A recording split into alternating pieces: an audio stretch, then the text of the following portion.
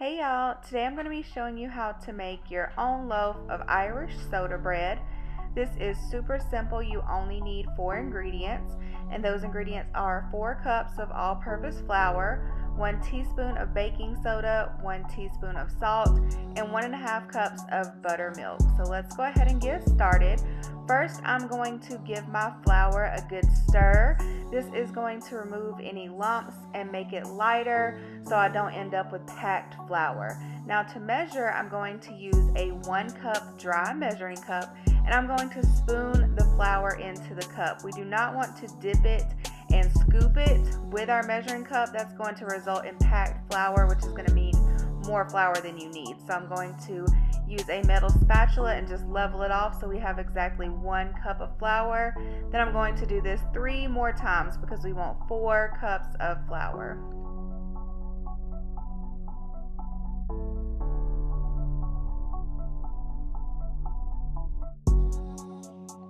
Now that I have my flour measured, I'm going to add salt and baking soda.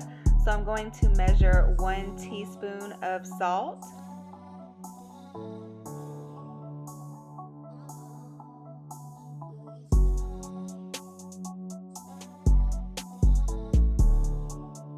Then I'm going to measure 1 teaspoon of baking soda.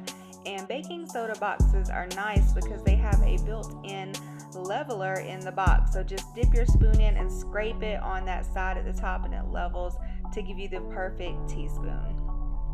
Now we're going to mix these dry ingredients together using a whisk. I like to use a whisk for this step because it's going to keep our flour nice and light.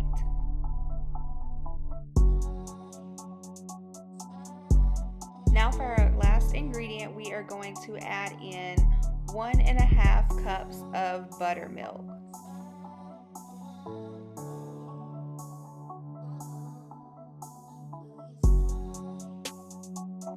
Instead of using a whisk, now I'm going to switch to a sturdier wooden spoon because the mixture is going to get a lot thicker, so it's not a good idea to use a whisk here. So I'm just going to continue stirring until it is all blended together. It's going to start looking a little lumpy. That is okay. You just want to make sure all of the flour has been mixed in with the buttermilk.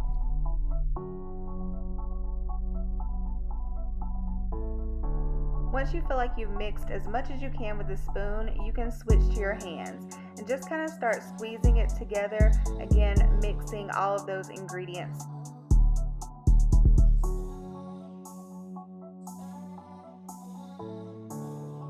Once there's no more loose flour in your bowl, then you're ready to start kneading. So I'm going to take a couple of spoonfuls of flour and just sprinkle them on my countertop. This is going to help make sure that the dough does not stick to your counter. And I'm just going to put that piece of dough on the counter and I'm going to start kneading. So we are just folding it over and pressing it down. Now if it starts to stick to your fingers like you saw it did here on mine, I just covered my hands in flour and then went back at it. So I am pressing down and turning it over, pressing down, turning it over, and as it starts to stick to my hands, I'll just grab some more of that flour from the counter, rub it on my hands, and keep going.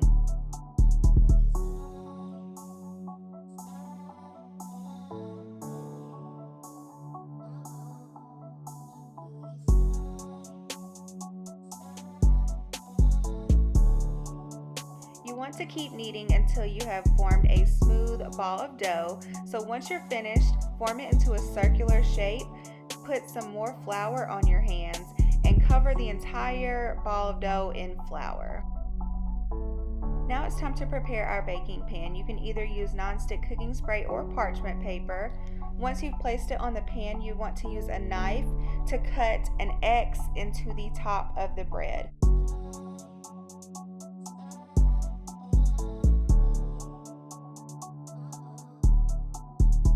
You're going to bake this for 35 minutes at 425 degrees, and when you are done you should have a golden brown loaf of Irish soda bread.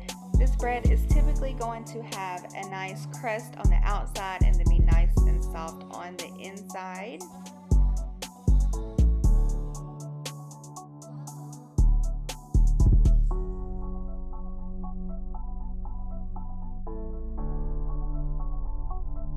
just like that, super simple, we have a loaf of Irish soda bread. I hope you guys enjoy making yours.